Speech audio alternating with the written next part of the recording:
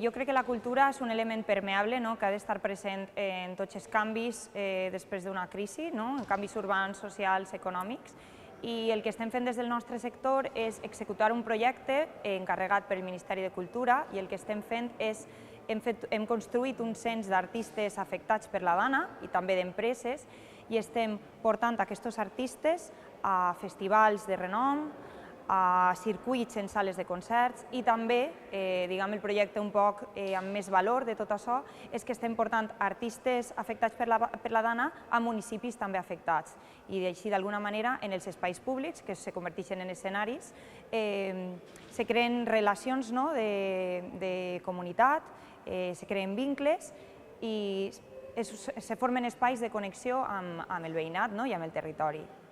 Jo crec que una de les urgències és recuperar la infraestructura cultural, que és molt important, recuperar també l'activitat de les bandes de música, dels locals de les bandes, de les escoles de música, perquè al final són els estaments educacionals que van a formar a les properes generacions, i crec que és molt important també que el Ministeri ja ho ha fet,